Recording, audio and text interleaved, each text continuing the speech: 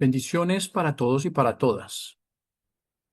Me da gusto saludarlos a través de este video. Este video responde a la sesión número 3 de nuestro curso de bioética. Hemos dedicado la sesión número 3 presencial a afianzar un poco el trabajo con el método de discernimiento RECAP y espero que hayamos logrado entender un poco mejor el método, revisar cómo este método nos puede acompañar y ayudar a tomar mejores decisiones bioéticas en este caso. Desde esa perspectiva, en la segunda sesión, nosotros estuvimos trabajando alrededor de la pregunta sobre el ser humano. Mencionábamos un poco que el ser humano, desde una ética cristiana, pues lo entendemos como creación a imagen de Dios, usábamos la expresión la imago Dei, y desde allí construíamos un marco antropológico para el discernimiento bioético.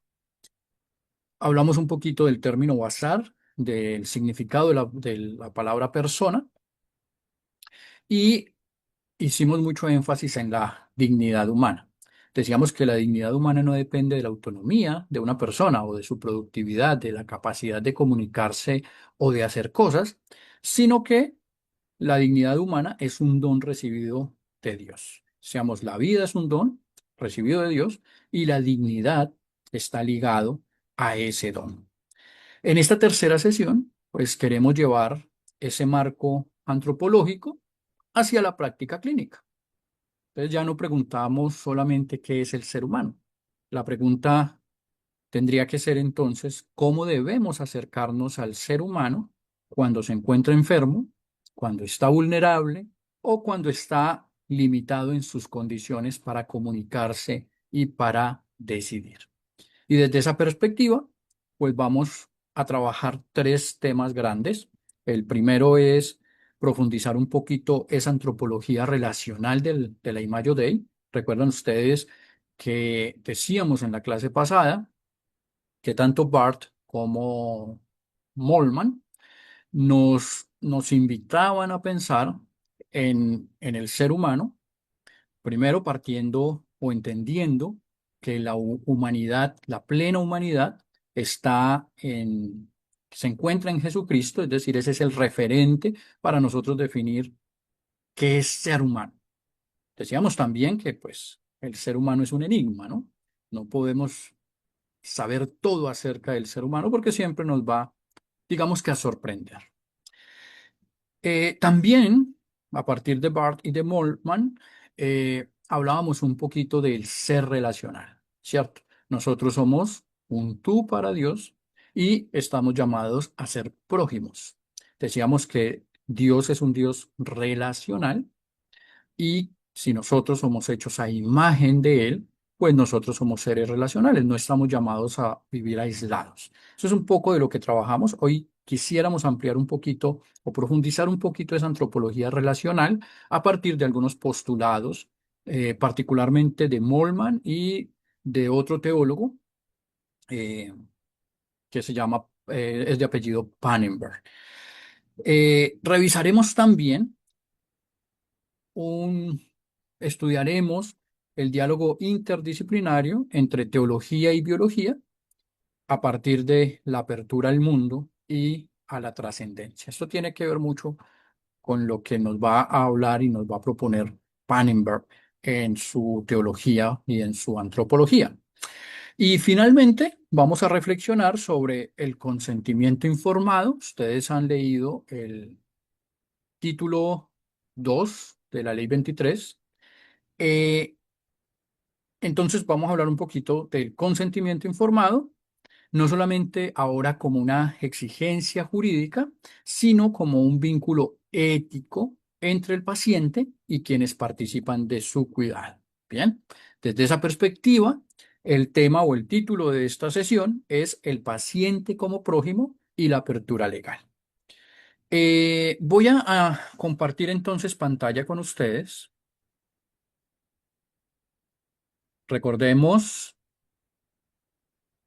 que estamos en el módulo primero, Fundamentos, Modelos y Antropología. Esta sesión es la última de este módulo. Ya entraremos luego hacia el módulo segundo, que está más enfocado en el tema del inicio de la vida y del final de la vida.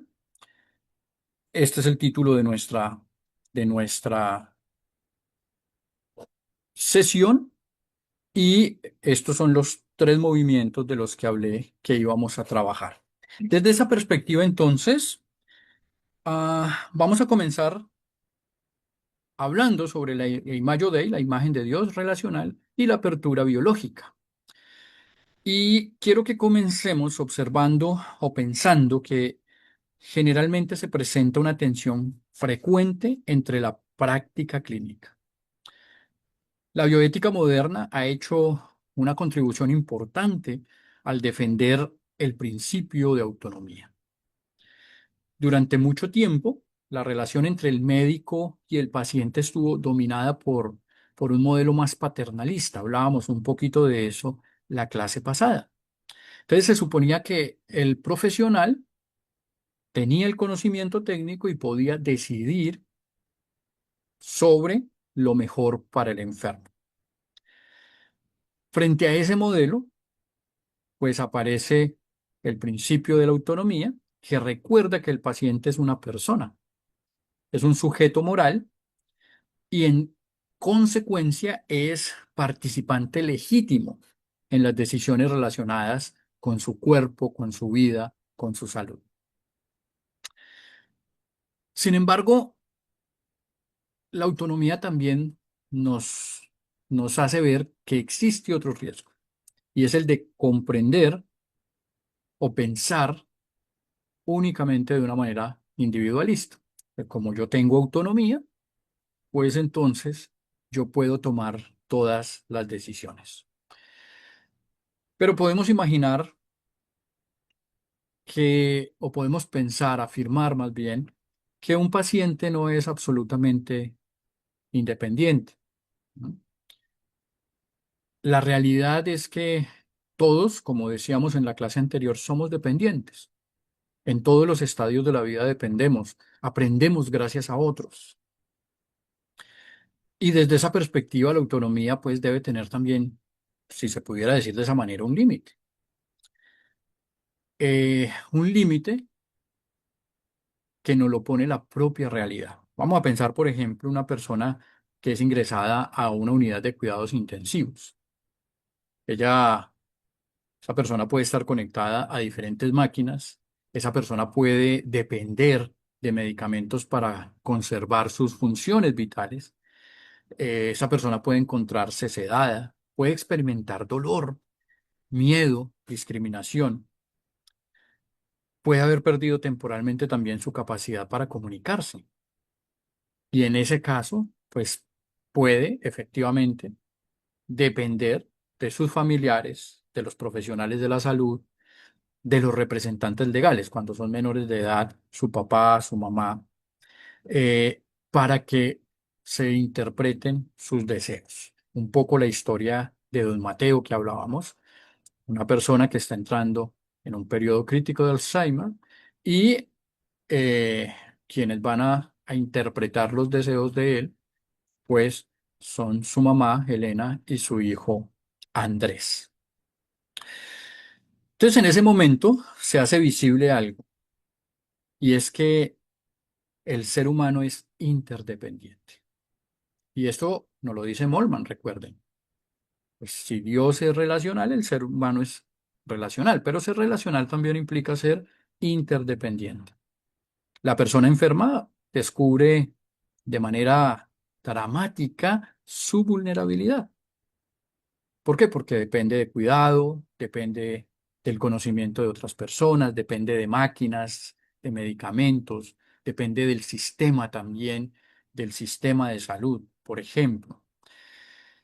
Entonces, su, su posibilidad también, su capacidad de reacción, su capacidad de responder a la situación, pues puede depender también incluso de la forma cómo se le comunica el diagnóstico.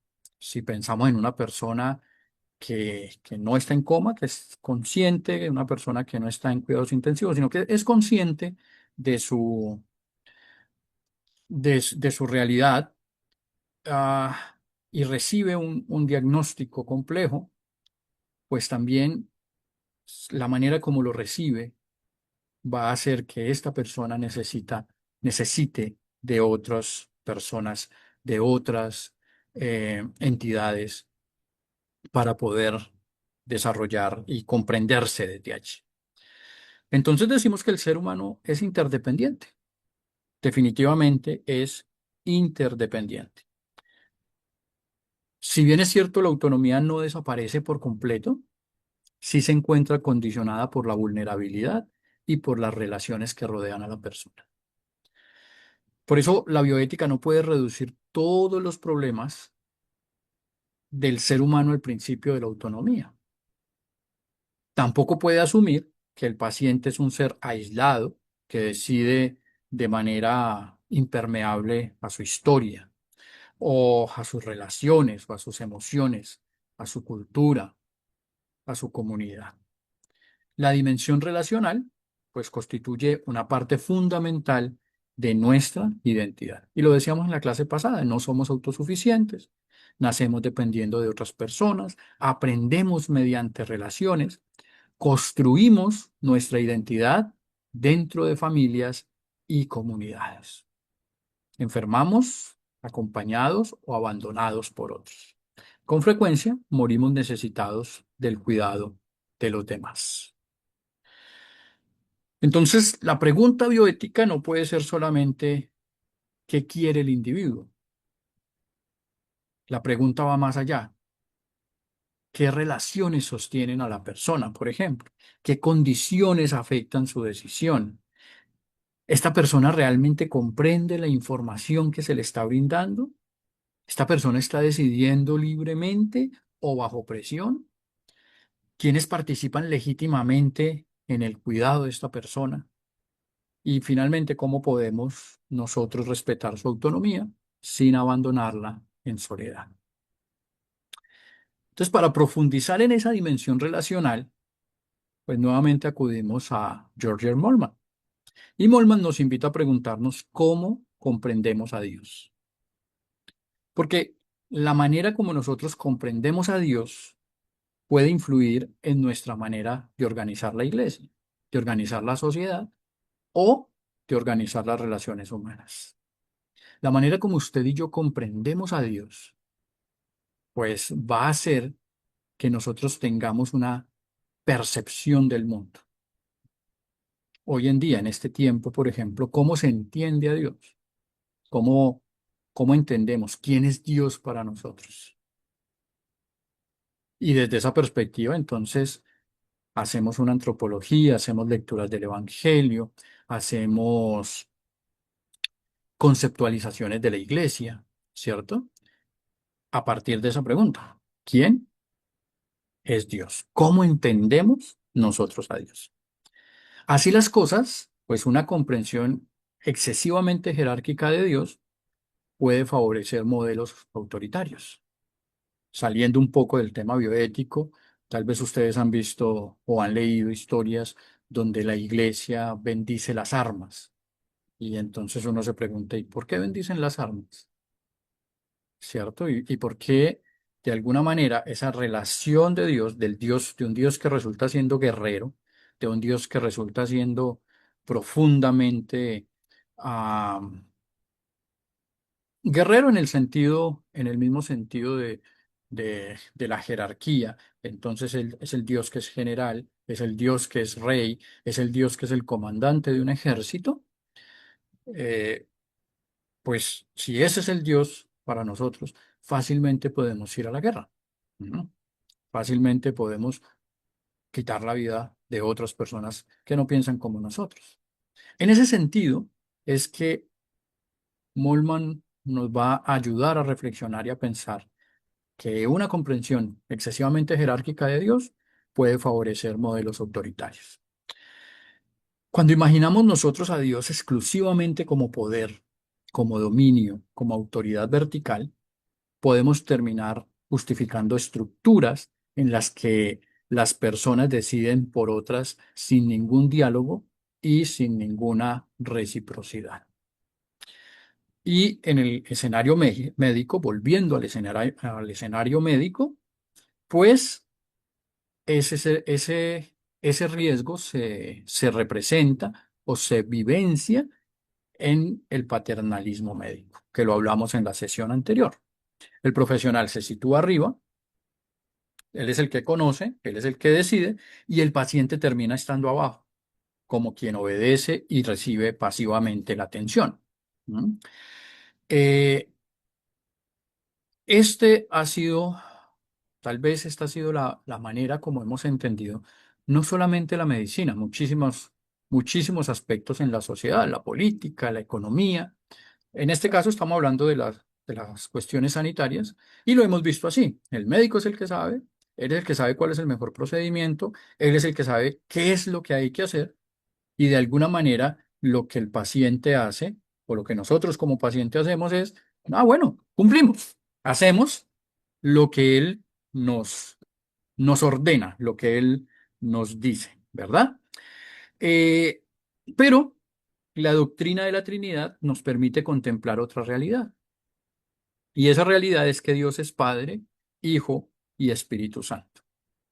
Y esas tres personas divinas viven en comunión eterna de amor, en comunión de reciprocidad, en comunión de entrega mutua. Entonces Molman nos dice, Dios no es aislamiento, Dios es comunión. Y esa comunión se manifiesta de una manera particular en la entrega del Hijo, es decir, en la kenosis. Jesucristo no se aferra al privilegio, sino que se entrega, se aproxima, asume la condición humana y la asume completamente. Por eso nosotros decimos, el modelo de persona humana que nosotros debemos seguir es Jesús. Él es el que nos da las pautas de cómo debemos nosotros comportarnos, las pautas éticas, las pautas de vida, ¿cierto? Entonces, si cada persona posee una dignidad que es inalienable, si cada persona es hecha como imagen de Dios, pues cada persona puede am, relacionarse y debe relacionarse. Entonces, cada persona también tiene la capacidad de expresar relaciones basadas, como lo dijimos, Dios es Padre, Hijo y Espíritu Santo, son una comunión, son una comunidad, si lo queremos decir de esa manera, que que fundamenta sus relaciones en amor, en reciprocidad y en cuidado mutuo, pues el ser humano también, eh, desde su dignidad, desde la imagen de Dios, somos imago Dei, entonces nos comprendemos o nos relacionamos desde el amor, desde la reciprocidad y desde el cuidado mutuo. Desde esa perspectiva, entonces, la bioética no puede limitarse al respeto por la autonomía individual. Debe reconocer también la interdependencia. Es decir, la corresponsabilidad, el cuidado mutuo y expresiones como la imago Dei. La autonomía es importante, pero no significa aislamiento. La autonomía no puede aislar a la persona. Ser autónomo no significa decidir sin ayuda, por ejemplo, ni prescindir de la comunidad, ni negar nuestra dependencia. Una autonomía verdaderamente humana reconoce que las decisiones se construyen dentro de relaciones. Y en ese sentido, pues el paciente necesita información, tiempo para pensar, para analizar, para digerir lo que está pasando. Necesita ser escuchado, puede necesitar la presencia de la familia y por supuesto puede necesitar orientación espiritual. Entonces, recuerden que cuando nosotros hablamos de persona, cuando hablamos de paciente, estamos hablando de una persona humana, de una persona que tiene una historia, de una persona cuya cicatriz no es solamente una, una recuperación celular, sino que tiene historia, tiene una historia de vida, tiene recuerdos, tiene emociones. Y la autonomía de la persona, pues está fundamentada o está arraigada a esa historia de vida, a esas relaciones, a esas emociones. Entonces, somos seres comunitarios, dice Mormon. Somos seres comunitarios. Nosotros somos imagen de Dios en la medida que somos interdependientes y que nos relacionamos. Y en ese sentido, insisto, nos dice Molman, tenemos la capacidad de fundamentar relaciones en amor y en codependencia. ¿Mm? Eso lo podemos hacer. Y en entrega mutua. Y esto, por supuesto, desde otras perspectivas, nos va a ayudar a construir modelos comunitarios importantes. La teología patrística utilizó la palabra que ustedes ven en la pantalla, pericoresis, para describir la relación entre el Padre, el Hijo y el Espíritu Santo. Pericoresis es habitar en el otro. Y la pericoresis es la mutua inhabitación de las personas divinas. El Padre, el Hijo y el Espíritu Santo viven en comunión, y es donde hablamos habitar en el otro, es esa comunión, una comunión perfecta, sin confundirse entre sí y sin perder su identidad. Cuando ustedes ven la doctrina de la Trinidad, esto es un poco lo que nosotros hablamos. Cuando, cuando estamos fundamentados en cuando revisamos, perdón, los credos, credo de los apóstoles, el credo de Niceno, pues nos va a mostrar, sobre todo el credo de Niceno, nos va a mostrar mucho esta pericoresis. Habitan juntos, pero conservan su identidad. Entonces, algunas personas han utilizado la imagen de una danza divina para expresar esta comunión. ¿Por qué una danza divina? Pues cada persona divina es distinta. El Padre no se convierte en el Hijo. ¿Recuerdan ustedes el credo de Niceno? El Hijo no se confunde con el Espíritu. Sin embargo, ninguna de las personas divinas existen aisladamente. Hay una sola comunión perfecta de amor, entrega y anticipación. Esta doctrina puede ofrecernos una traducción antropológica, por supuesto. La verdadera comunión humana no absorbe al otro. Y esto es una gran invitación. Yo voy a seguir insistiendo en que nosotros desde la bioética, desde una consejería, en cuanto a los dilemas de la vida, no estamos para absorber a la otra persona con nuestro pensamiento, con nuestra forma de ver la realidad espiritual o teológica. ¿Mm? Tenemos una función pastoral de acompañamiento que va, en últimas, a mostrar el amor de Dios, que va a presentar a Dios en donde Dios va a estar presente, pero más allá de fundamentos teológicos y de teología fuertes, muchas veces llegamos al hospital, y decía yo en la clase anterior, llegamos con una fórmula. Entonces tenemos una lectura, tenemos una oración y tenemos un himno, y en eso tenemos un discurso ya fabricado. Pero el tema de la vida va más allá de eso. Los escenarios de los problemas de la vida requieren un mayor acompañamiento, requieren presencia, a veces silencio, y requieren permitir que Dios se mueva de pronto de maneras diferentes a las que nosotros estamos acostumbrados, ¿no?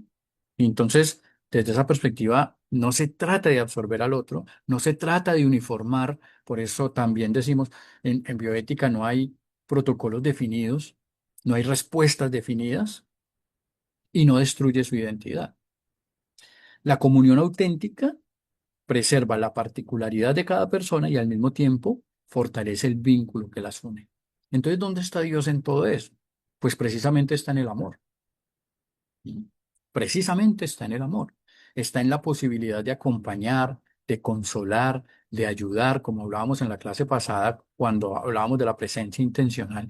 Pues de vestir al otro, de ayudar al otro. Y ahí está Dios, está en el amor. Gustavo Gutiérrez hablaba un poquito de eso y manifestaba, pensando en Mateo 25, decía, Dios está manifestado en el amor, la conversión se manifiesta en el amor, en mi capacidad para ayudar al otro, en ver a Dios en el necesitado. Eso es interrelacionamiento. Ese es el ejemplo vivo de esa pericoresis. Si bien hablamos de pericoresis en la relación de Dios, en la cohabitación o inhabitación de Dios Padre, Hijo y Espíritu Santo, cohabitan en comunión, pero no pierden su identidad, pues ese mismo tipo de relacionamiento es al que nosotros eh, deberíamos estar inspirados.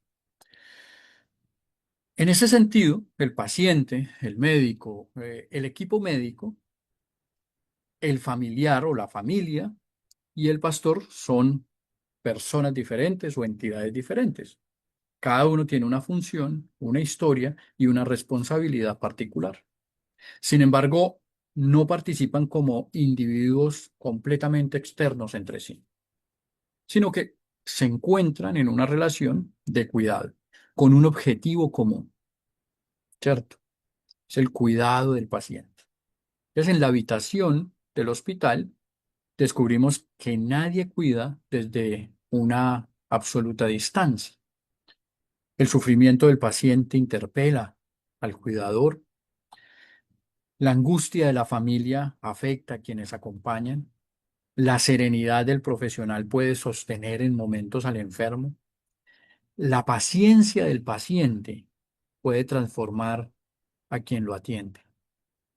Las personas permanecen distintas, por supuesto, pero se encuentran vinculadas en una relación. Cuando tenemos una persona enferma, todos los actores están vinculados alrededor de la realidad de la enfermedad. Entonces, la pericoresis trinitaria inspira hacia una comprensión de la bioética como comunión y cuidado. La camilla no es únicamente el lugar donde se realiza un procedimiento técnico. La camilla puede convertirse en un espacio de encuentro. Es un espacio de encuentro. Es el espacio de encuentro espiritual, es el espacio de encuentro técnico, es el espacio de encuentro emocional. Entonces, el personal de la salud y el personal espiritual no son agentes que participan aislados ni que firman solamente como una especie de contrato comercial. Ahora que la salud se ha mercantilizado tanto, debemos recordar que el médico sigue siendo un soporte, no solo técnico, sino emocional para el paciente. Y debemos recordar que el pastor, el capellán, el sacerdote, la persona que hace ese acompañamiento espiritual, está también desarrollando una labor importante y lo uno y lo otro, lo que hace el médico y lo que hace el pastor o el agente espiritual, van a redundar en beneficio del paciente, en la salud integral del paciente. ¿Eso qué quiere decir? Pues que no vamos a borrar los límites profesionales. Quiere decir que el pastor no va a reemplazar al médico. Quiere decir también que el médico no puede sustituir la libertad del paciente. Y quiere decir también que el familiar no se debe apropiar de la voz de la persona enferma. ¿No? La comunión no elimina las diferencias, pero las diferencias tampoco deben convertirse en distancia o en indiferencia o en dominación. Y aquí entonces encontramos esa interrelación. ¿Para qué es esa interrelación? Pues para que el paciente finalmente encuentre lo mejor, para que el paciente sea bien tratado, sea tratado con dignidad. Entonces hay que escuchar, por supuesto, qué hubiera querido el paciente, si es un paciente que ya no tiene la capacidad de tomar decisión. Es tiempo de escuchar también, de buscar la reflexión y en el diálogo Volvemos al idioma de los hospitales, en ese diálogo entre el pastor o el capellán y el médico, poder brindar asistencia al paciente y a su familia. Las instituciones sanitarias pues necesitan organizar la atención y para hacerlo utilizan números, diagnósticos, historias clínicas, procedimientos, categorías, y todo eso es necesario. Ahora, ¿cuándo aparece el problema? El problema aparece cuando la organización institucional termina ocultando a la persona concreta. Entonces, el paciente resulta siendo identificado por el número de la habitación, por un diagnóstico. El paciente puede resultar en los hospitales, puede pasar que usted escucha el infarto de la cama 8, ¿m? La gastritis de la cama 5. Y eso pues genera un problema que nos dice, que nos hace preguntar, bueno, ¿quién es entonces el prójimo? ¿O cómo puedo ver al paciente como prójimo? Porque el paciente, insisto, puede ser un diagnóstico, puede ser un número, puede ser visto de esa manera, puede convertirse en una dificultad administrativa, puede convertirse en un costo para la institución. Y allí el paciente se va deconstruyendo. La persona empieza a ser fragmentada, órganos, síntomas, números, tareas. Y el lenguaje clínico, aunque es necesario, puede producir distancia. La pregunta para nosotros, la pregunta cristiana debe ser, ¿cómo recuperamos el rostro de la persona? Y volvemos a la parábola del buen samaritano en Lucas 10, que nos ayuda a comprender ese movimiento. ¿Mm? ¿Recuerdan ustedes? Lo hablamos en la clase pasada. Un maestro de la ley pregunta a Jesús, ¿quién es mi prójimo? Y Jesús cuenta esa historia de un hombre herido en el camino, cuenta que un sacerdote pasa de largo, cuenta que un levita pasa de largo, y finalmente un samaritano se le acerca. Y aquí entonces aparece lo bonito del texto, porque la condición de prójimo no aparece como una clasificación, sino como un acto de aproximación. El samaritano se hace prójimo porque se acerca al herido, porque escucha, atiende el llamado ético. Entonces, él lo ve, se compadece, toca sus heridas, cura, transporta, se responsabiliza por el cuidado. ¿Se acuerdan ustedes? Él dice, eh, yo te dejo esto y si aún todavía necesita más cuando yo vuelva, te lo pago. Entonces, ser prójimo no es solamente sentir simpatía. Ser prójimo es romper la distancia. Ser prójimo es acercarse físicamente, éticamente, responsablemente a quien sufre. En la práctica clínica, pues hacerse prójimo significa pasar del ello al tú, del diagnóstico ese, de la cama, del problema administrativo, de lo jurídico, al tú, al ser que es, a la persona que está allí. Y entonces en ese sentido el paciente deja de ser un objeto de intervención y se convierte en una persona cuya dignidad va a reclamar una respuesta. La mirada samaritana no niega el diagnóstico. La mirada samaritana no niega el problema administrativo, pero sin embargo ve a alguien. El samaritano reconoce que hay heridas que deben ser atendidas, pero no reduce a la persona a las heridas. Ve a alguien, ve a una persona. Y entonces la dignidad del prójimo no puede depender de que pueda responder, agradecer o corresponder. Habían unas diferencias grandísimas entre judíos y samaritanos. Sin embargo, el samaritano no dice, esto es para que después me lo pagues. No, él actúa. Él actúa en compasión, él actúa en misericordia. Y volvemos a las premisas importantes. Una persona inconsciente continúa siendo prójimo. Una persona que no comparte nuestra fe sigue siendo nuestro prójimo. Una persona que ha tomado decisiones que nosotros desaprobamos es nuestro prójimo. Que la sola condición de persona exige respeto, exige cuidado, exige reconocimiento. Entonces, la pregunta, ¿quién es mi prójimo? Que la acabamos de revisar, es el otro, y el otro es un tú para nosotros, como nosotros somos un tú para Dios. Entonces podemos añadir otra pregunta, la de Mateo 25. ¿Dónde encontramos a Cristo?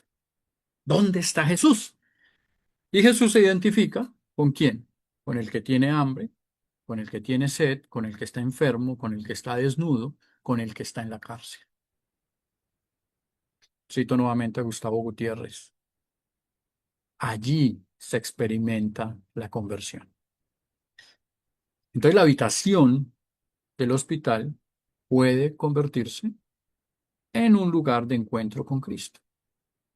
Allí está Cristo. Dice Mateo 25, ustedes recuerdan, allí está el juicio al fin de final de las naciones, y dice Jesús, por cuanto lo hicieron a uno de estos, lo hicieron a mí. Entonces no es que el paciente sea una representación abstracta de Cristo, sino que Cristo ha decidido identificarse, ¿cierto?, con quienes encuentran una situación de vulnerabilidad. Cristo, Jesús, se identifica con el vulnerable. Pasemos ahora a Pannenberg. Pannenberg retoma un concepto que es apertura al mundo,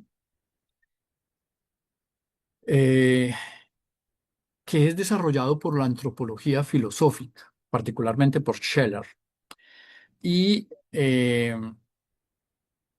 nos va a decir que a diferencia de otros animales, el ser humano no se encuentra completamente determinado por un nicho ecológico cerrado. ¿Qué quiere decir eso? Ustedes ven, pues, la, el relacionamiento, vamos a hablar de los caballos, pues ellos tienen un relacionamiento entre ellos, los leones, se va uno a la selva, las aves. Pero Scheller y posteriormente Pannenberg van a decir el ser humano no. El ser humano eh, posee una base biológica, por supuesto, como los animales, pero su existencia no queda limitada a esa adaptación inmediata. El ser humano es capaz de construir cultura, mientras que los animales, pues, están en un nicho cerradito, como lo dije hace un momento. Las estructuras de los animales, o los animales más bien poseen estructuras instintivas que los orientan hacia un entorno particular y hacia determinadas formas de comportamiento, ¿cierto? De supervivencia. Nosotros no, los seres humanos somos capaces de construir cultura, creamos lenguajes, formamos instituciones, desarrollamos conocimientos, nos preguntamos, hacemos preguntas morales, preguntas sobre el bien, sobre el mal. Tenemos un concepto de la belleza, por eso somos dados al arte. Buscamos el sentido de la vida. Nos preguntamos por el origen de la existencia, por el destino de la existencia. Y esa apertura al mundo, pues tiene una base corporal y biológica.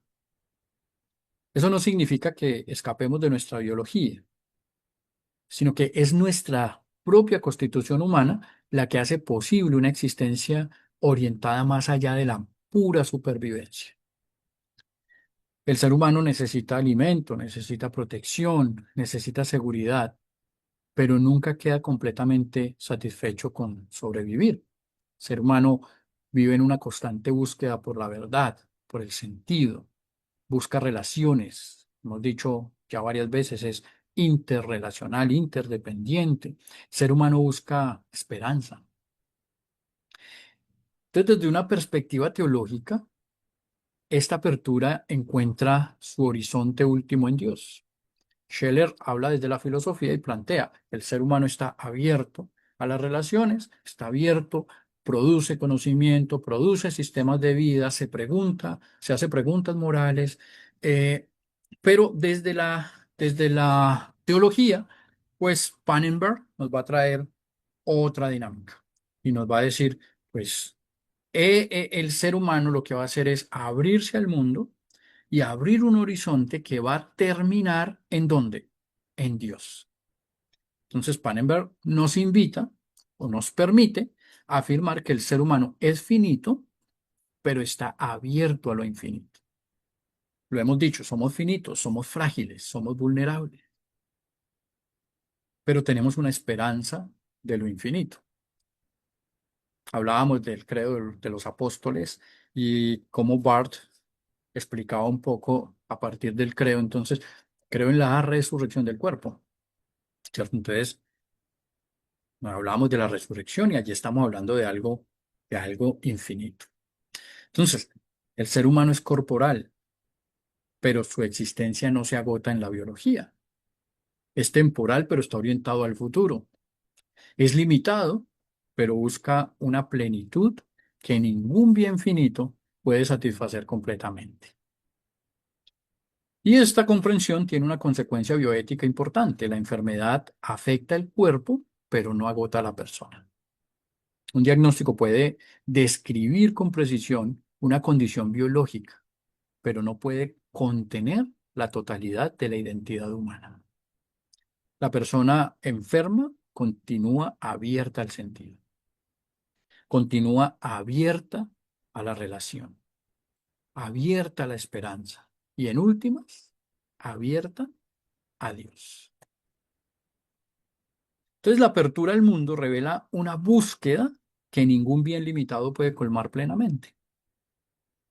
Podemos alcanzar metas, adquirir bienes, desarrollar conocimientos, formar relaciones importantes, pero la existencia humana continúa preguntando por algo más. Y desde la fe cristiana, Pannenberg interpreta esta apertura como una orientación última hacia Dios. Dios es fundamento y plenitud del sentido humano. Esto significa que la identidad de la persona permanece abierta al futuro de Dios. Y en ese sentido, ninguna enfermedad tiene la última palabra, ningún diagnóstico puede definir a la persona, ningún pronóstico clínico contiene la totalidad de su futuro. La medicina puede afirmar que una enfermedad no tiene curación, sin embargo, la persona sigue siendo persona. Y volvemos a la dignidad humana. Puede establecerse que una función no será recuperada, puede reconocer que la muerte se aproxima, pero mientras la persona está viva sigue siendo persona. Desde nuestra fe, el que no haya recuperación, el que esté todo perdido, el que se acerque a la muerte no significa que la esperanza haya desaparecido. Sin embargo, la esperanza no debe confundirse con una negación de la realidad. Esperanza no significa prometer una recuperación que la medicina considera improbable. Yo he tenido casos de acompañamiento donde hay que decirle a las personas, pues, esta persona va a morir. Y he recibido respuestas interesantes, como, no porque Dios la va a sanar. Ahí ya no hay esperanza, ahí hay una negación de la realidad. Y estos procesos nosotros necesitamos acompañarlos. La esperanza no significa rechazar el diagnóstico. La esperanza cristiana consiste en reconocer que la identidad y el destino de la persona no quedan encerrados dentro de la enfermedad. Y aquí viene, es muy importante, nuestro diálogo con los pacientes y con las familias de los pacientes. Entonces aquí aparece nuestro, nuestro rol como pastores, que acompañamos o como capellanes, como agentes espirituales, vamos a decirlo de esa manera. Porque aquí es donde nosotros empezamos a acompañar al paciente. Insisto, no sobre los postulados teológicos, sino sobre una presencia intencional en amor, que trae de por sí ya la presencia de Dios. Entonces, cuando yo veo allí una criatura de Dios, yo estoy viendo una imagen de Dios, pues me es más fácil amarlo, acompañarlo, ayudarlo y brindarle esperanza de que el futuro finalmente pertenece a Dios. Tengamos en cuenta que cuando alguien recibe un diagnóstico fatal, su mundo inmediato, su vida, su familia puede colapsar. Allí los planes cambian, allí las relaciones se reconfiguran, allí aparecen temores, allí surgen preguntas sobre la muerte. Y la persona suele preguntar, ¿por qué a mí me pasa esto? ¿Qué sentido tiene mi sufrimiento? ¿Qué va a pasar con mi familia?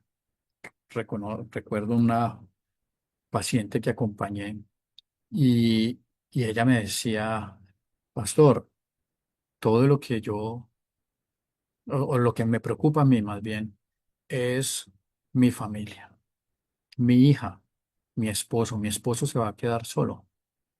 Y como que eso no la dejaba irse tranquila. Pero aparecen otras preguntas.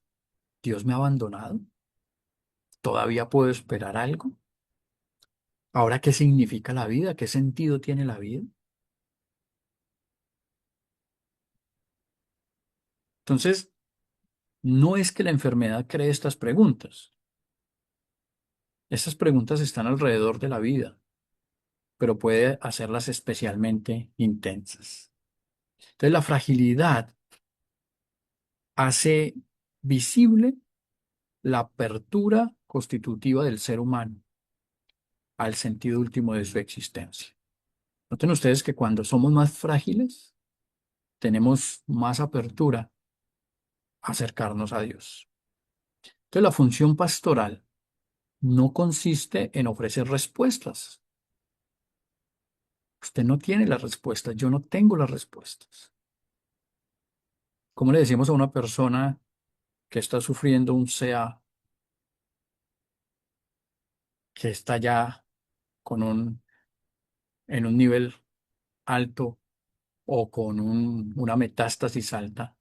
¿Cómo yo le digo, le respondo a esa persona dónde está Dios o por qué le está pasando eso o por qué está sufriendo?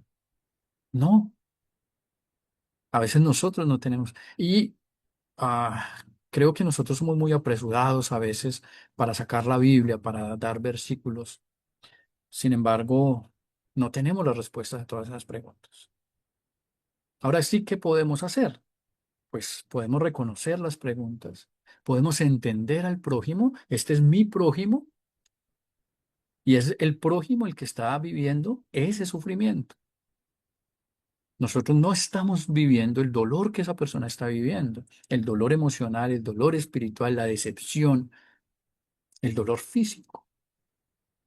Entonces, lo que sí podemos hacer es reconocer su dolor, escucharlo y acompañarlo.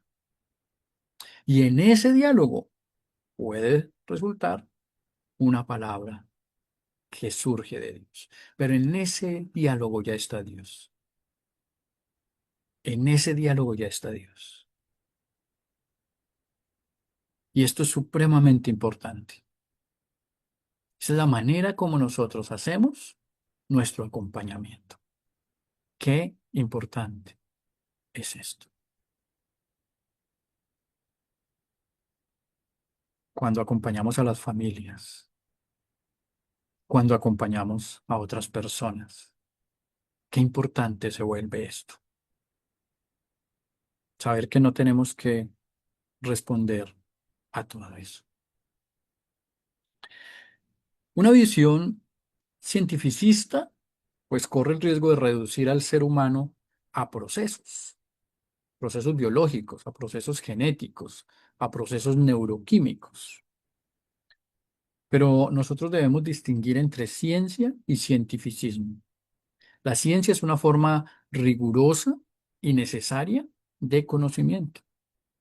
La medicina necesita comprender el funcionamiento del cuerpo. Necesita estudiar los órganos, las células, los procesos químicos, las estructuras neurológicas.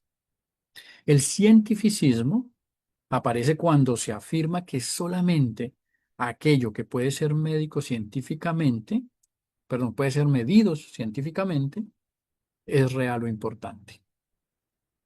Desde esta perspectiva, las preguntas por el sentido, la esperanza, la culpa, la reconciliación o la trascendencia pueden ser consideradas irrelevantes. Y Pannenberg nos ayuda a cuestionar ese reduccionismo, el reduccionismo del cientificismo. El ser humano no se puede explicar únicamente desde la biología inmanente. El ser humano desarrolla una identidad que es histórica. Eso quiere decir que nosotros somos historia.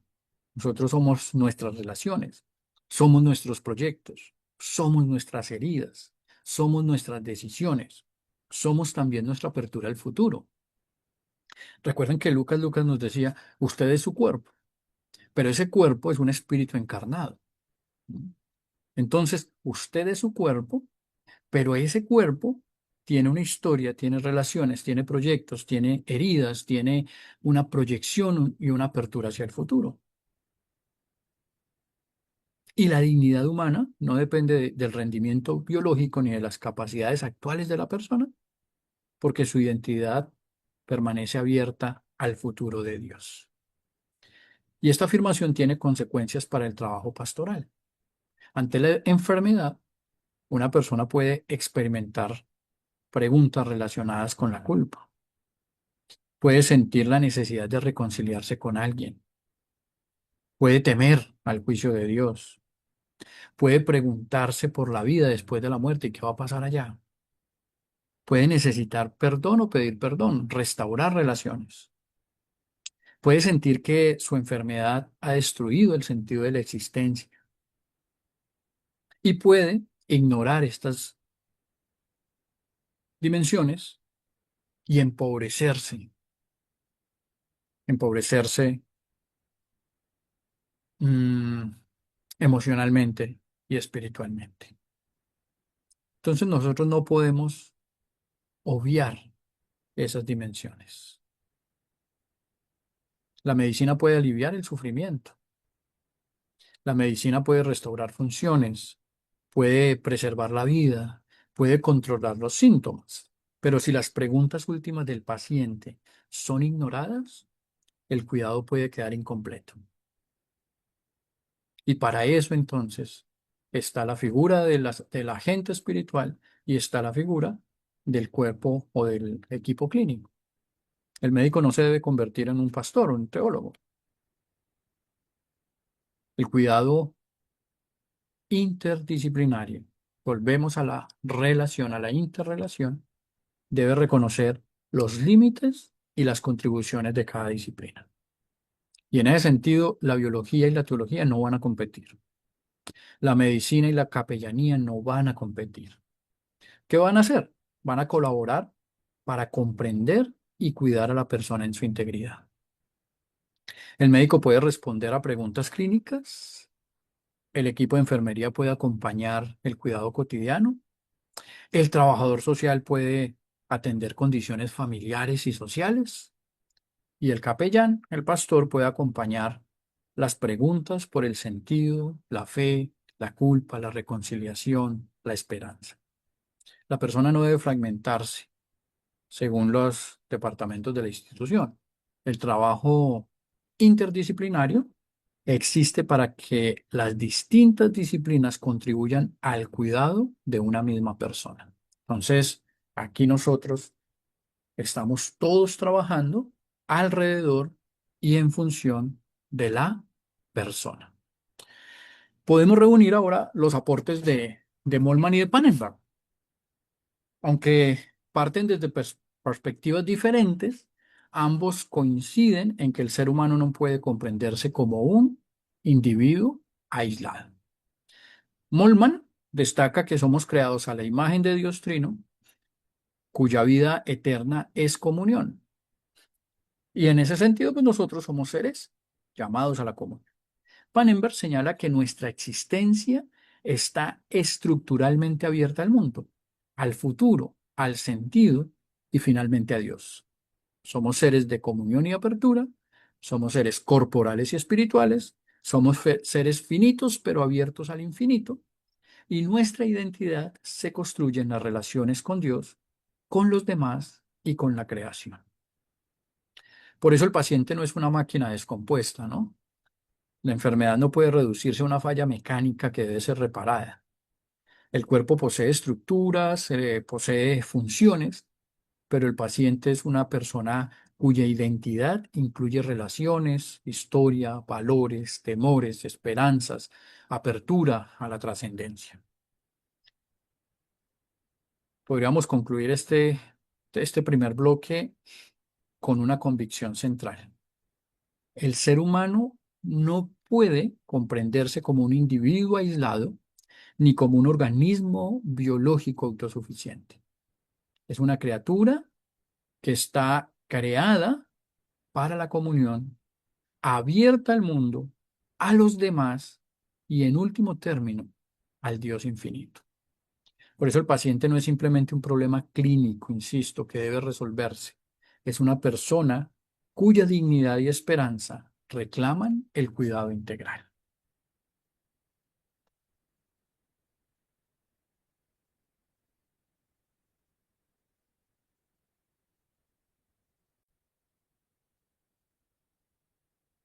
Muy bien, mis hermanos. Vamos a pasar ahora en esta construcción de nuestro marco antropológico para poder avanzar y trabajar eh, los dilemas éticos que corresponden propiamente a la bioética, a un tema que he llamado antropología en la práctica clínica y la presencia pastoral. Eh, Toda antropología se pone a prueba en el encuentro con el otro. Es decir, es en el encuentro con el otro que nosotros podemos decir, esta antropología tiene fuertes componentes de razón o esta antropología no está funcionando muy bien. Nosotros podríamos construir discursos muy elaborados sobre la dignidad humana, podríamos afirmar que toda persona es imagen de Dios, podríamos defender que el cuerpo y el espíritu forman una unidad, pero esas afirmaciones deben manifestarse en nuestra manera de acercarse a la persona vulnerable. Eh, ya la pregunta no solamente es quién es el ser humano, la pregunta es cómo debemos acercarnos nosotros al ser humano cuando está enfermo. Y en ese orden de ideas, pues, ¿cómo cambia nuestra práctica cuando el paciente deja de ser un caso y se convierte en el prójimo, ¿verdad? ¿Qué aporta la bioética al encuentro entre el profesional y el paciente? ¿Cómo puede la presencia pastoral integrarse respetuosamente en este espacio? Estas preguntas nos van a conducir a una dimensión jurídica y ética en la relación clínica. La relación médico-paciente, pues es estructuralmente asimétrica. El profesional posee conocimientos especializados, comprende el lenguaje técnico, conoce los procedimientos, tiene el acceso a la información que el paciente no puede comprender. La institución sanitaria concentra recursos, autoridad, tecnología, protocolos. Por el otro lado, el paciente enfrenta la enfermedad en una condición de vulnerabilidad. Puede sentir miedo, puede desconocer el significado del diagnóstico, puede no comprender las consecuencias del tratamiento, puede pensar que no tiene derecho a preguntar, puede sentir que deba aceptar cualquier recomendación. Entonces, esa simetría no es en sí misma injusta, es natural. ¿No? Es, digamos que es parte del, del proceso. De alguna manera es natural que quien ha recibido formación médica pues posea los conocimientos que el paciente no tiene. ¿Dónde aparece el problema? El problema aparece cuando la simetría se convierte en dominio. Y volvemos a recordar el paternalismo médico. Entonces, cuando el médico entiende que puede decidir por el bien del paciente sin contar verdaderamente con él, hay un problema. Y, por supuesto, el objetivo médico puede ser protegerlo, pero el resultado es convertirlo en un receptor pasivo en la toma de decisiones. La bioética cuestiona las prácticas que dejan a la persona enferma al margen de las decisiones relacionadas con su cuerpo y con su vida. Recordemos que la bioética va a surgir por la preocupación de los casos como eh, la Segunda Guerra Mundial, el Holocausto nazi, la experimentación que hicieron con las personas, o el caso Tuskegee, pues que ustedes ya recordarán, se hizo o se negó más bien el tratamiento a toda una comunidad afrodescendiente eh, aquí en los Estados Unidos. Entonces, de ahí va a surgir lo uno y lo otro, nos van a traer, recuerden ustedes, el Código de Nuremberg, el informe de Belmont, y con el informe de Belmont aparece pues los principios, y con los principios aparece la autonomía. Ya hablamos de que la autonomía pues debe ser equilibrada, pero de alguna manera pues en la relación médico-paciente, autonomía significa escuchar al paciente. De lo contrario, nos veríamos sumergidos en un paternalismo médico. Aquí es donde aparece el papel del derecho. Hasta ahora nosotros hemos hablado muy desde la teología, muy desde, hablamos de la historia de la bioética y nos metimos a hablar un poco desde la filosofía y la teología, qué es el ser humano. Pero dentro del trabajo disciplinario de la bioética, el derecho cumple la función de establecer límites al poder técnico y al poder institucional. El derecho busca salvaguardar la dignidad del paciente. Entonces, ya no lo va a hacer desde una perspectiva teológica, ¿cierto?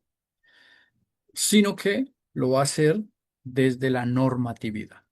Y desde ahí va a defender la dignidad del paciente. ¿Y cómo lo va a hacer? Pues protegiendo su participación, reconociendo que la persona no deja de ser sujeto de derechos por encontrarse enferma. Y para eso el consentimiento informado constituye uno de los principales instrumentos de esa protección. Entonces, mediante el consentimiento informado, el paciente tiene derecho a conocer su situación, a participar de las decisiones clínicas. Así, la autonomía no significa decidir de manera aislada. Significa participar responsablemente de las decisiones sobre la propia vida y el propio cuerpo. El derecho no puede garantizar por sí solo una relación plenamente humana, pero puede impedir que la vulnerabilidad sea utilizada para dominar o silenciar al paciente. El consentimiento informado representa uno de los grandes cambios de la medicina contemporánea. Sin embargo, existe un peligro grande y es convertirlo o reducirlo a un trámite burocrático. En algunas instituciones, el consentimiento puede convertirse en un documento que debe firmarse para proteger jurídicamente al hospital. Entonces, ¿qué es lo que pasa? El profesional explica el procedimiento rápidamente, el paciente recibe varias páginas que tienen lenguaje técnico, se le pide que firme, la institución conserva el documento como prueba de que lo informa. Pero ahí tendríamos que preguntarnos nosotros, ¿realmente hubo consentimiento? ¿Por qué? Porque una firma no garantiza que se haya comprendido todo. No significa que haya sido un acto libre, ni que haya habido un diálogo. La persona puede firmar en condiciones de angustia, de incertidumbre, de presión emocional. Y puede firmar sin comprender lo que dice ahí. Puede creer que no hay otra alternativa. Puede que no conozca los riesgos reales. Entonces, el consentimiento informado debe ser o debe ir más allá de un documento. Desde una perspectiva ética pastoral, el consentimiento es un signo de una relación terapéutica humanizada. El consentimiento es un diálogo honesto entre el profesional y el paciente. Y ese diálogo permite reconocer al paciente como sujeto moral. En ese orden de ideas, el consentimiento auténtico requiere al menos tres elementos. Les recuerdo, muchas veces cuando ustedes van a las clínicas a hacer acompañamiento o porque ustedes van para un procedimiento, les dicen firme el consentimiento informado y se ha vuelto un trámite más burocrático. Pero el consentimiento requiere por lo menos esto, hermanos. Primero, una información adecuada sobre la situación clínica. El paciente necesita conocer su diagnóstico, sus alternativas, los riesgos posibles, las consecuencias del procedimiento. ¿M? Y hay que darle esa información de manera que el paciente lo pueda entender. La segunda cosa, pues, es voluntariedad. La decisión debe tomarse sin coerción, sin manipulación, sin presión indebida. Y lo tercero es la capacidad para deliberar y elegir. La persona debe comprender la información, relacionarla con sus valores y expresar una decisión. Entonces, un consentimiento auténtico ocurre cuando la persona, perdón, construye, dialoga con el equipo clínico, cuando se puede dialogar y viceversa, el equipo clínico puede dialogar con el paciente. Ahí ya no hay órdenes, sino que se convierte un encuentro entre personas. Un encuentro donde el médico va a aportar su conocimiento, un encuentro donde el paciente va a aportar su historia, sus valores, sus miedos y su comprensión sobre lo que significa para él vivir bien. Usted y yo podemos pensar en dos personas que reciben el mismo diagnóstico y las tienen al frente del mismo tratamiento. Desde el punto de vista médico, pues el procedimiento es igual, es el mismo, pero las personas pueden tomar decisiones diferentes. Para una persona puede ser importante priorizar la vida y la prolongación de la vida tanto como sea posible. Para la otra, pues, pues puede ser más importante conservar algunas funciones o permanecer cerca a su familia. Una puede estar dispuesta a grandes riesgos, otra puede rechazar un procedimiento que sea incompatible con sus valores. Entonces, el consentimiento permite integrar la evidencia clínica con la biografía y los valores del paciente. Desde una perspectiva pastoral, este movimiento nos recuerda que cuidar no consiste solamente en intervenir sobre el cuerpo. Cuidar es acompañar a una persona que necesita comprender, decidir y encontrarse en medio de la vulnerabilidad, encontrar un sentido de vida.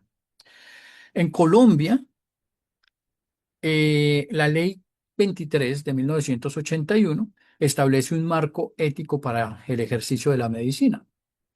Dentro de ese marco se reconoce el deber médico de informar adecuadamente al paciente, de respetar sus decisiones relacionadas con la atención médica. La presentación, pues, de esta sesión señala que este marco fue fortalecido después por la jurisprudencia constitucional y por la normativa sanitaria colombiana. La Corte, la Corte Constitucional vinculó el consentimiento informado con la autonomía. Recuerden que cuando vimos el bloque constitucional, pues las decisiones bioéticas se toman a partir o tomando como base pues la autonomía que aparece en nuestra Constitución, la dignidad humana que también aparece en la Constitución y el libre desarrollo de la personalidad, que por supuesto todo esto está fundamentado en la Constitución. Entonces, ¿esto qué significa? Que el consentimiento no es una formalidad, sino que es una expresión de dignidad, jurídicamente hablando. Entonces, reconoce que el cuerpo de la persona no se encuentra completamente a disposición de la institución o del personal médico. Reconoce que el paciente tiene voz, pero allí encontramos pues una paradoja. La ley exige una firma, pero no puede garantizar automáticamente la calidad de la conversación que antecede a esta firma. Entonces puede haber un documento jurídicamente correcto, puede haber una relación humanamente insuficiente. El paciente pudo haber firmado, pero no haber tenido espacio para sus preguntas, para el diálogo. El paciente puede haber aceptado, pero puede sentirse abandonado durante el proceso. Y aquí debe aparecer la contribución pastoral. ¿Por qué? Porque pues la pastoral no va a sustituir la obligación médica de informar. El pastor no tiene que explicar los procedimientos porque pues él mismo puede no comprenderlos, ni debe aconsejar decisiones clínicas porque pues nosotros no tenemos esa formación.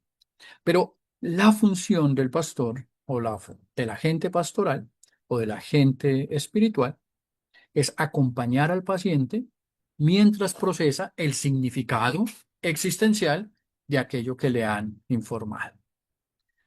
Entonces el pastor puede ayudar a reconocer las preguntas, animarlo a solicitar las aclaraciones, ayudarle a expresar sus valores, acompañar a la familia.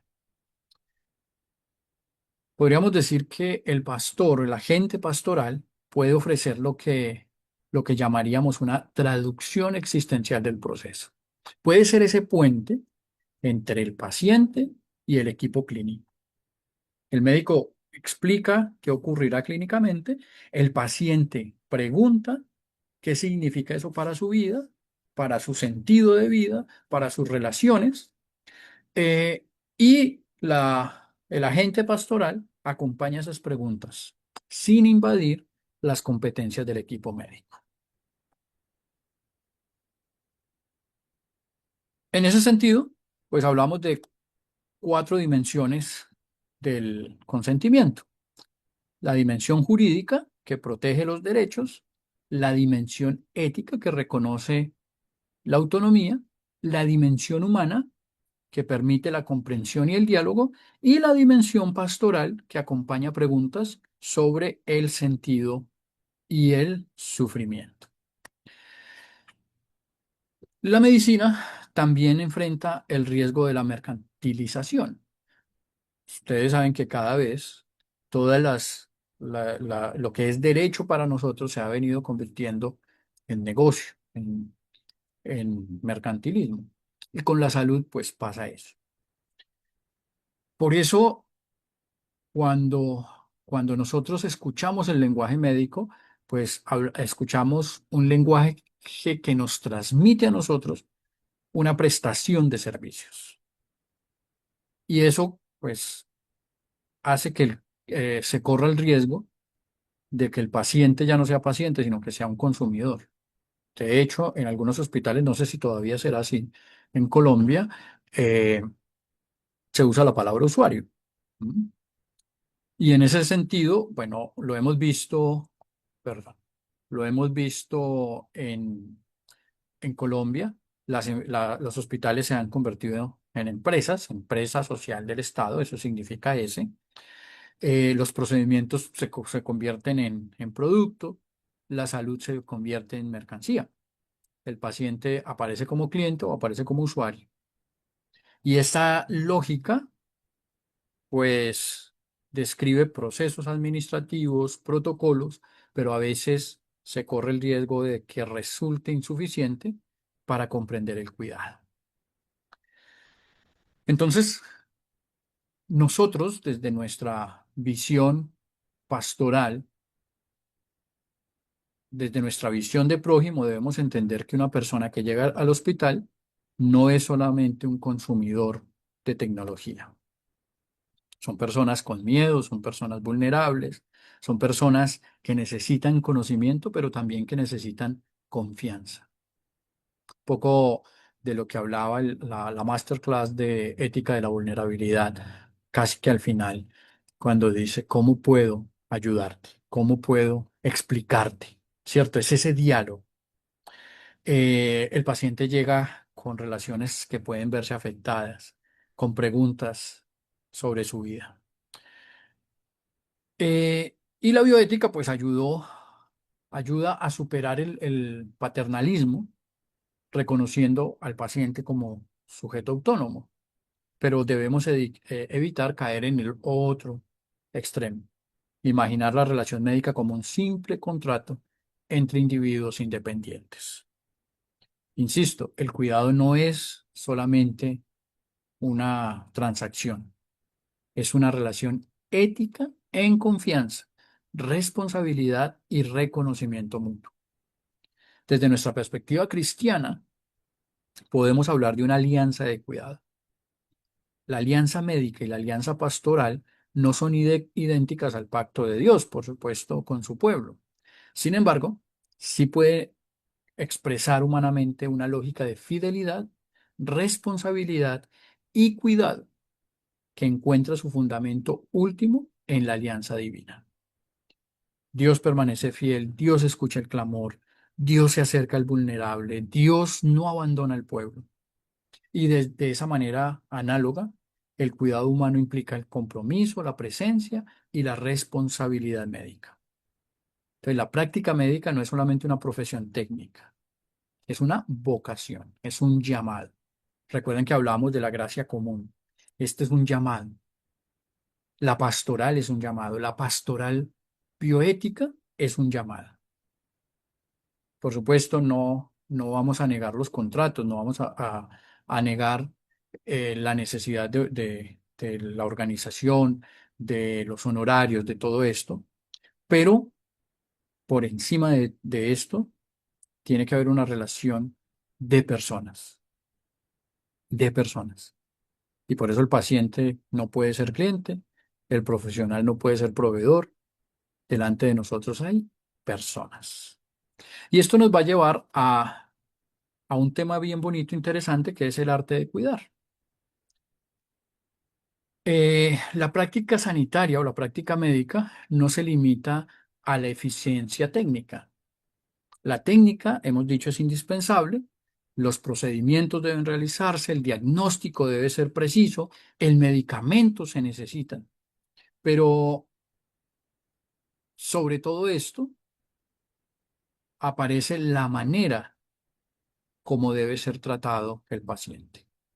Y el paciente debe ser tratado con dignidad.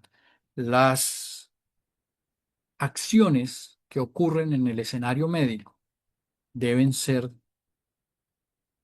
dignificadoras. ¿Mm? Entonces, en ese sentido, el tacto comunica reconocimiento, la mirada comunica presencia, La postura corporal puede mostrar disponibilidad o distancia. El silencio puede acompañar o puede convertirse en abandono. Cada gesto forma parte de la experiencia del cuidado. Entonces, se podría realizar un procedimiento perfecto y al mismo tiempo hacer que el paciente sea tratado como objeto. Se puede se puede realizar el mismo procedimiento perfecto y reconocer que lo que hay frente es una persona que tiene historia, identidad y en última dignidad.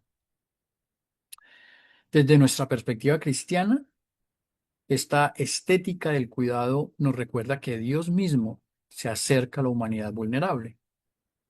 Nos recuerda que Dios salva desde la distancia, nos recuerda al Verbo hecho carne, nos recuerda que Jesús toca al enfermo, nos recuerda que debemos escuchar a quienes han sido silenciados y nos recuerda que Jesús se aproxima a los cuerpos heridos.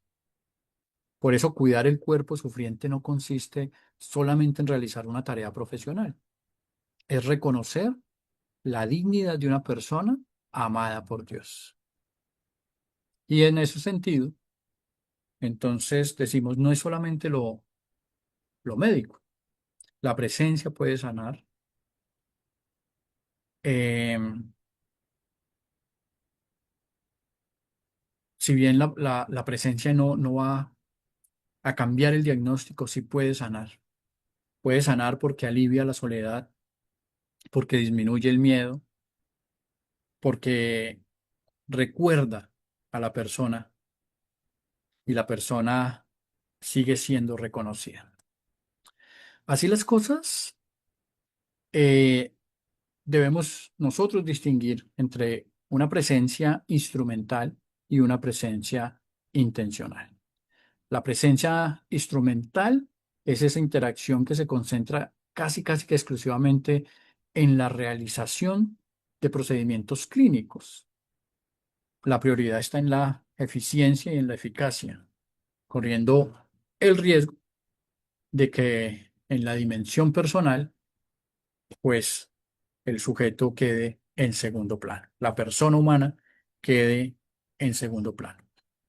Pero del otro lado está la presencia intencional. Y la presencia intencional es la decisión consciente de estar plenamente disponible para el otro. Allá hay intención, atención, disponibilidad, escucha. Está esa capacidad de sentirnos en el otro, de vernos en el otro. Y eso significa reconocer que delante de nosotros hay una persona y no solamente una función clínica. La presencia intencional está dispuesta a sostener la mirada, escuchar el llanto, a permitir la pregunta, a habitar en el silencio, a acompañar la espera. Creo que nosotros debemos trabajar desde esa presencia intencional, la que encuentra personas, acompaña historias, integra intervención y relación y acoge a la persona completamente. Porque el sufrimiento resiste a las explicaciones rápidas. Cuando nosotros estamos, y vuelvo, lo instrumental, teológicamente, pastoralmente, ¿qué sería lo instrumental? La fórmula que ya sabemos. Biblia, oración, himno, o himno, oración y Biblia, o himno, Biblia y oración. Eso sería lo instrumental para nosotros, si lo dijéramos desde una pastoral para la clínica. Eh, Nosotros debemos ser intencionales, acompañar, cuidar, ayudar, salir, dejar la Biblia de pronto a un lado. Ella es necesaria, ella es importante. Dijimos que necesitamos hacer una hermenéutica liberadora, sanadora, pero de pronto soltar un momento la Biblia para ayudar y dar de comer, para limpiar una herida, para poner una crema en la piel. Ese tipo de cosas también son importantes. O simplemente para ayudar a alistar alguna ropa, para ver qué necesita la familia. Esa sería la intencionalidad de nosotros, estar presentes. Y eso es precisamente descalzarnos ante el sufrimiento, salir de las explicaciones rápidas. A veces intentamos defender a Dios, a veces tenemos frases recurrentes. Todo ocurre por alguna razón. Dios sabe por qué hace las cosas. Dios necesita otro ángel cuando muere una persona. Debes tener más fe. Estas expresiones pueden pronunciarse con buena intención, pero pueden simplificar el sufrimiento y aumentar el dolor. El sufrimiento humano es un misterio ante el cual debemos aprender a descalzarnos. Y descalzarnos en esa imagen, es esa imagen que nos recuerda a Moisés ante la zarza ardiente. Cuando nosotros estamos al frente del sufrimiento, estamos entrando en un terreno sagrado. La historia, las preguntas, las lágrimas de una persona sufriente, constituyen un espacio que debemos tratar con reverencia. La experiencia cristiana no elimina el misterio, no convierte el dolor en algo fácil de explicar. La experiencia cristiana acompaña a la persona en medio de aquello que no comprende. Entonces, la primera tarea del pastoral, de la gente pastoral, no es explicar el sufrimiento, es asegurar que nadie atraviese ese sufrimiento en soledad. Y aquí podemos hablar de una pastoral de la copresencia. Eso significa compartir el espacio del sufrimiento sin apropiarse de él y sin intentar resolverlo inmediatamente. El dolor pertenece a la persona que lo vive. El acompañante no debe convertirlo en una oportunidad para demostrar su conocimiento teológico. Debe estar presente, escuchar, llorar, orar cuando la persona lo desea, guardar silencio cuando las palabras resultan insuficientes. Recordamos a Pablo diciendo a los romanos, lloren con los que lloran. Él no dice corrijan su tristeza, dice lloren con ellos. Hay momentos, hermanos y hermanas, en que la teología más profunda consiste en callar. Y no porque tengamos poco para decir, sino porque la presencia amorosa comunica más que palabras apresuradas. En ese silencio, el acompañamiento puede convertirse en un signo visible del amor y de la compasión de Dios. Y esto nos invita a pensar que la atención del enfermo no corresponde únicamente al pastor. La iglesia está llamada al ministerio del cuidado. La comunidad como cuerpo de Cristo, la cristiandad de la que hablaba Lutero, eh, que es el cuerpo de Cristo, está llamada, está llamada a cuidar, porque la vulnerabilidad de uno convoca a toda la iglesia. Y en la iglesia hay dones, hay ministerios.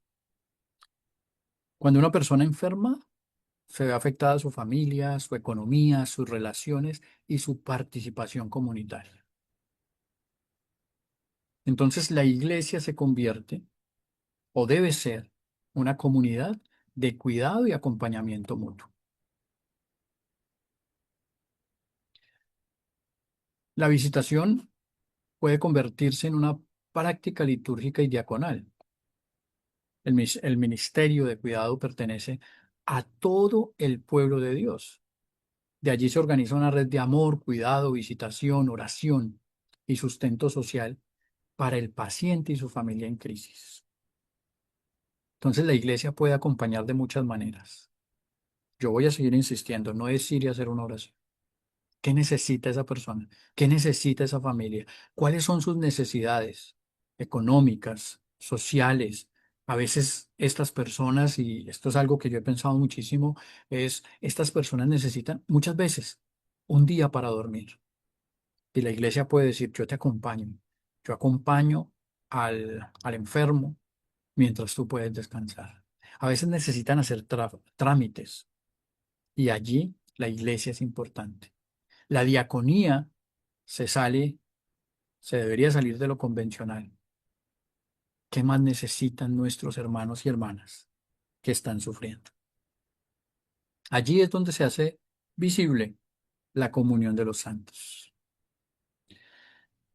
Entonces podríamos concluir esta sesión pensando en la alianza del cuidado como práctica del amor, recordando que somos creados para la comunión, abiertos a la trascendencia, llamados a relaciones clínicas respetuosas de la dignidad y la autonomía y convocados a una presencia intencional que humaniza el cuidado. Podríamos decir que el procedimiento interviene el cuerpo, pero el cuidado pastoral, la compasión samaritana y la esperanza del Evangelio acompañan, integran y sostienen a la persona en su totalidad. La excelencia clínica no consiste en hacer bien las cosas correctas, sino en hacerlas reconociendo siempre que delante de nosotros hay una persona creada a imagen de Dios, llamada a la comunión y digna de un cuidado integral. Muchas gracias. Tenemos otros videos para ver para la próxima sesión, que tienen que ver pues con el don de la vida y con las tecnologías de mercado. La próxima sesión iniciaremos el segundo módulo, que es inicio de la vida y la intervención tecnológica. Espero que ustedes logren obtener herramientas suficientes en este marco antropológico que nos ayude a pensar quién es la persona y cómo debemos nosotros acompañar a las personas en sus momentos tristes, en sus momentos de enfermedad, en sus momentos de vulnerabilidad y de fragilidad. Y que de esa manera podamos ir consolidando una guía de cómo nosotros debemos trabajar con las personas de nuestra comunidad, con las personas que sufren enfermedad y que sufren en clínicas y en hospitales. Dios les bendiga y nos veremos próximamente.